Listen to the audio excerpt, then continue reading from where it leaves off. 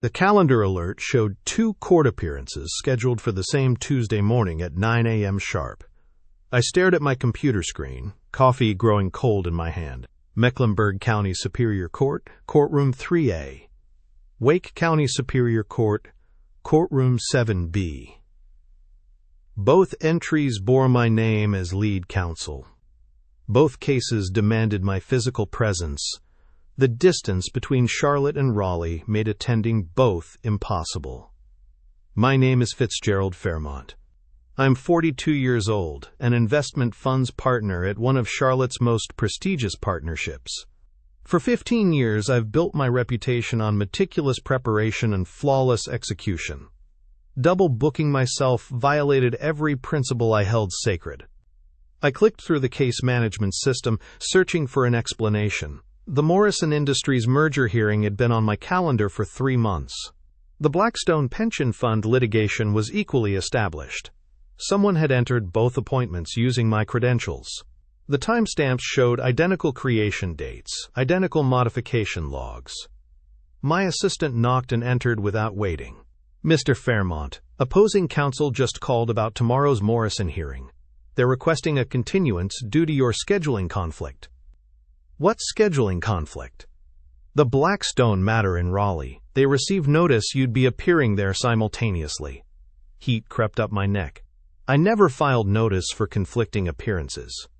She placed a manila folder on my desk. The court clerk's office faxed this over. Your signature is on the filing. I examined the document.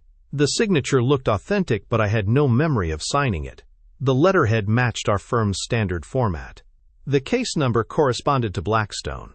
Everything appeared legitimate, except for one crucial detail. I hadn't written it. Who has access to my electronic signature? Only partners with administrative privileges, and the litigation chair, of course. Cameron Newcastle. Our litigation chair controlled the firm's court scheduling system. He'd mentored me through my early years, recommended me for partnership, championed my promotion to the investment funds division. The idea of him sabotaging my practice seemed absurd. Yet the evidence sat before me in black and white. I pulled up the system logs, tracing the digital footprints. The conflicting entries originated from Cameron's workstation at 11:47 p.m. last Thursday. His access credentials had created both calendar appointments within minutes of each other. The electronic signature on the Raleigh filing matched the timestamp exactly. My phone buzzed with a text from an unknown number. Check your client trust account balance, now. The trust account balance showed $847,000 missing. I stared at the screen in my home office at 2:17 a.m., coffee growing cold beside my laptop. The anonymous text had led me here to discover what Cameron Newcastle had been systematically stealing for 18 months. Client retainer funds, settlement proceeds, escrow deposits, all redirected through a web of shell accounts bearing variations of legitimate client names. They nominated me for equity partner when others hesitated. Cameron had been my strongest advocate, praising my work on the Meridian Capital acquisition, my handling of the coastal development litigation. He'd personally walked my partnership application through the executive committee. I'd trusted him completely. Now I understood why. The theft began 3 weeks after my partnership vote. Small amounts initially. $15,000 from the Henderson estate settlement, $23,000 from the Riverside Holdings retainer. The pattern escalated as Cameron grew bolder. Recent transfers showed $180,000 diverted from the Morrison Industries merger escrow just last month. My partnership had provided perfect cover. As the newest equity partner, I'd inherited oversight of several high-value client accounts. Cameron had administrative access to modify my electronic signatures, my calendar entries, my case management permissions. When clients eventually discovered missing funds, the digital trail would lead directly to me. The scheduling conflict wasn't sabotage, it was setup. Cameron needed me absent from both hearings to buy time for his final transfers. The Morrison merger would close Friday, releasing $2.3 million in escrow funds. The Blackstone pension settlement was scheduled to pay out $1.8 million the same day. He'd positioned himself to steal over $4 million while I sat in contempt proceedings for missing court appearances. I downloaded the account records, traced the shell company registrations, mapped the money flow. Cameron had created an elaborate laundering scheme using fake client entities. Morrison Industrial Holdings, Blackstone Pension Services, Coastal Development Partners. Each name closely resembled legitimate clients, but with subtle variations that would escape casual notice. The electronic signatures were perfect forgeries. Cameron had somehow captured my biometric data, my typing patterns, my authorization codes. Every fraudulent transfer bore my digital fingerprint. Every suspicious transaction appeared to originate from my workstation during hours when I was provably elsewhere. My phone rang. Cameron's name appeared on the caller ID. "Fitzgerald, sorry to call so late. Emergency with the Morrison closing documents. Can you meet me at the office in an hour?" "What kind of emergency?" "Title insurance issue. We need to restructure the escrow arrangement before tomorrow's hearing. I've got the paperwork ready, just need your signature on the amendments." The final theft. He wanted me to unknowingly authorize the transfer of Morrison's entire escrow balance. My signature would legitimize his largest heist while providing him with perfect deniability. "I'll be there in 30 minutes. I gathered the evidence files, screenshots of the account transfers, copies of the forged documents. The case management logs showed Cameron's access pattern, always late at night, always using my credentials, always targeting accounts under my supervision. He'd been methodical, patient, brilliant in his execution, but he'd made one crucial mistake. The anonymous text warning me about the trust account balance had come from inside the firm. Someone else knew about Cameron's scheme and wanted him exposed. I had an ally in this fight, though I didn't yet know their identity. The office building stood empty at 3 a.m., security cameras recording my badge swipe at the main entrance. I took the elevator to the 42nd floor, walking past darkened offices toward the conference room where Cameron waited. The city lights stretched below us, Charlotte's financial district glittering in the pre-dawn darkness. Cameron sat at the head of the mahogany table, documents spread before him like a feast. He looked up as I entered, his expression carefully neutral. "Thanks for coming, Fitzgerald. I know this is unusual timing, but the title company is demanding immediate resolution." I sat across from him, placing my laptop bag on the table. "Show me the problem." He slid a thick folder toward me. "Standard escrow modification. Your signature authorizes the release of funds to a temporary holding account while we resolve the insurance dispute. Simple administrative matter."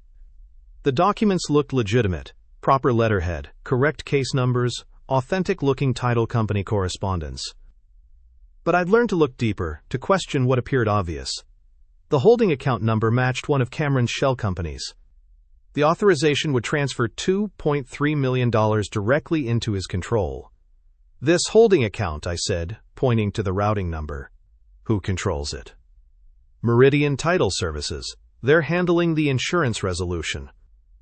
I opened my laptop, pretending to review the case files while actually accessing the account records I'd downloaded earlier. The shell company registration for Meridian Title Services showed Cameron Newcastle as the sole beneficial owner. The address listed was a mail drop in the Cayman Islands. "Fitzgerald, we're running out of time. The title company needs this signed before business hours." I looked up from my screen, meeting his eyes directly. "Cameron, I know about the trust account transfers. All of them. The shell companies, the forged signatures, the missing client funds. I know you've been stealing for 18 months. His face didn't change expression, but something shifted behind his eyes.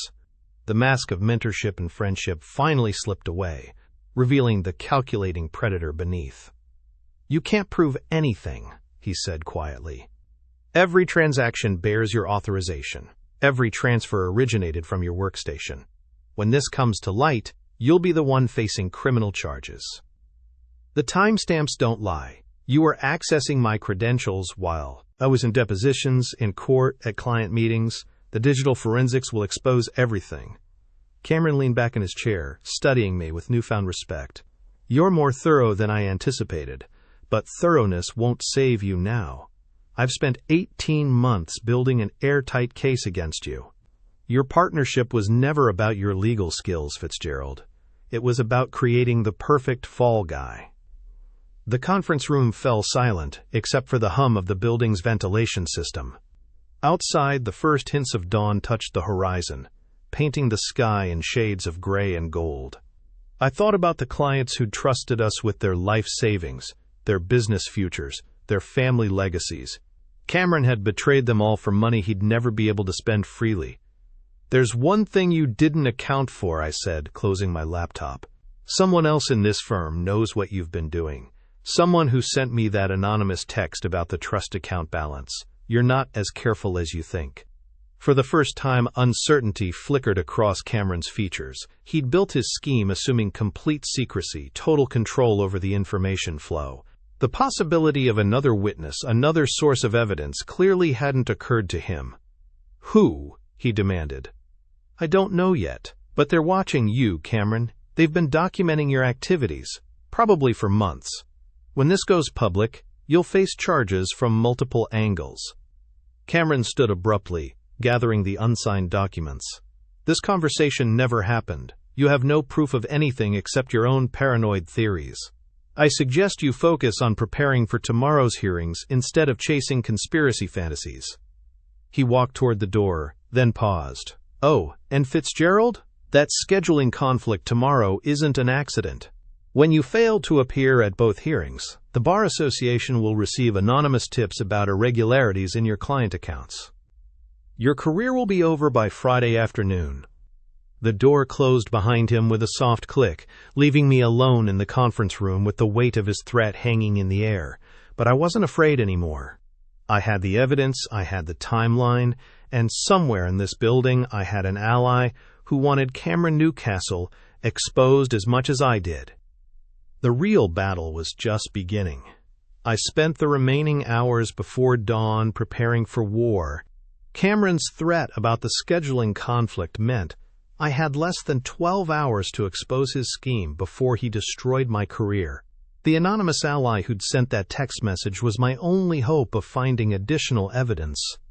At 6 a.m., I accessed the firm's internal directory and cross-referenced everyone with administrative access to our case management system. 17 people had the clearance to modify court schedules. I eliminated the senior partners, the IT department, and anyone who'd joined the firm after Cameron's embezzlement began. That left 3 possibilities: Daphne Ashford from accounting, Cameron Blackwood from client services, and Daphne Hartwell, Cameron Newcastle's own paralegal. The irony wasn't lost on me. His closest assistant might be the one documenting his crimes. I called Daphne Hartwell's extension at 7:15, knowing she arrived early to prepare Cameron's daily schedule. She answered on the second ring, her voice cautious. "Daphne, this is Fitzgerald Fairmont. I need to speak with you privately about some irregularities I've discovered in our case management system." A long pause. "What kind of irregularities?" "The kind that could destroy this firm if they're not addressed immediately. Can you meet me in conference room C in 10 minutes? "I'll be there." When she arrived, Daphne carried a manila folder thick with documents. Her hands trembled slightly as she set it on the table between us. "You sent the text message about the trust account balance," I said. It wasn't a question. She nodded. "I've been documenting everything for 8 months. Every altered timestamp, every suspicious transfer, every client complaint that mysteriously disappeared from our files. I knew someone would eventually notice the pattern." "Why didn't you report this directly to the managing partners?" "Because Cameron convinced them I was having personal problems. He told them I'd been making mistakes, missing deadlines, showing signs of instability. If I'd accused him without ironclad proof, they would have fired me and buried the evidence." Daphne opened the folder, revealing printouts of bank statements, email logs, and calendar modifications spanning nearly 2 years. The scope of Cameron's operation was staggering. He hadn't just stolen money, he'd systematically manipulated every aspect of our case management system to cover his tracks. He's been scheduling conflicting court appearances for 6 different attorneys, she explained. When they miss hearings, he files motions claiming emergency circumstances or client miscommunication. The judges grant continuances, and Cameron bills the clients for additional preparation time that never happens. How much has he stolen total? $2.7 million from client trust accounts. Another $800,000 in fraudulent billing for services never rendered. He's been funneling the money through 3 shell companies registered in Delaware. The numbers hit me like physical blows. Cameron hadn't just betrayed individual clients, he'd turned our entire practice into a criminal enterprise. There's something else, Daphne continued. He's planning to frame you for the missing trust funds. I found draft emails in his system accusing you of unauthorized account access. He scheduled them to send automatically this afternoon, right after your missed court appearances. My phone buzzed with a calendar reminder. The first hearing was in 3 hours. I had to choose between exposing Cameron's scheme and protecting my own career. But the choice was already made. I couldn't let him destroy more lives while I saved my own reputation. I need you to contact the Financial Oversight and Compliance Division immediately, I told Daphne. Ask for Legal Financial Surveillance Lead Mark Bennett. Tell him we have evidence of systematic client trust account fraud and we need emergency intervention. While Daphne made the call, I photographed every document in her folder and uploaded them to a secure cloud storage account. If Cameron tried to destroy the physical evidence, we'd still have digital copies beyond his reach. Mark Bennett arrived at our offices within 2 hours, accompanied by 2 investigators and a forensic accountant. I'd worked with Bennett on previous compliance matters. He was thorough, methodical, and absolutely incorruptible. Mr. Fairmont, these are serious allegations, Bennett said, as we gathered in the managing partner's conference room. Before we proceed, I need to understand your role in these transactions. I handed him a timeline I'd prepared showing my discovery of the irregularities, my investigation process, and the evidence Daphne had collected. I first noticed the scheduling conflicts 3 days ago. Everything I've learned since then is documented in these files.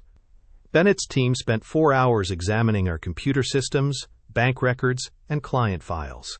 They found additional evidence Cameron hadn't known existed. Automatic backup logs that recorded every modification to our case management database, including the original timestamps before his alterations. At 2 p.m., as I should have been appearing in court for the first scheduled hearing, Bennett's team arrested Cameron Newcastle in his office. The charges included wire fraud, money laundering, and violation of attorney trust account regulations. Cameron's face went white when the handcuffs clicked around his wrists. This is a mistake. Fitzgerald Fairmont has been embezzling from client accounts for months. I have evidence. We've seen your fabricated emails, Mr. Newcastle, Bennett interrupted. They're scheduled to send in 47 minutes. Unfortunately for you, we've already examined the metadata showing when they were actually created. The managing partners called an emergency meeting for 4 p.m. Every equity partner in the firm gathered in the main conference room. Their faces grim as Bennett presented his preliminary findings. The scope of Cameron's betrayal shocked even the most cynical among us. The firm faces potential liability of over $4 million, Bennett explained. However, Mr. Fairmont's prompt reporting and Ms. Hartwell's documentation have significantly limited the damage. We're recommending full cooperation with the criminal investigation and immediate implementation of enhanced trust account monitoring. Senior partner Daphne Morrison addressed the room with barely controlled anger. Cameron Newcastle has violated every principle this firm was built on. His actions have endangered our clients, our reputation, and our professional licenses. Effective immediately, he's terminated from the partnership and expelled from all firm activities. The Bar Association launched their own investigation within days. Cameron's law license was suspended pending criminal trial. The shell companies he'd created were frozen, and most of the stolen funds were recovered through asset forfeiture. 3 clients filed malpractice suits against the firm, but our insurance covered the settlements. More importantly, our cooperation with the investigation and immediate corrective measures prevented bar sanctions against the remaining partners. I testified at Cameron's criminal trial 6 months later. He was convicted on 14 felony counts and sentenced to 8 years in federal prison. The judge noted that his betrayal of client trust was particularly egregious given his position as litigation chair.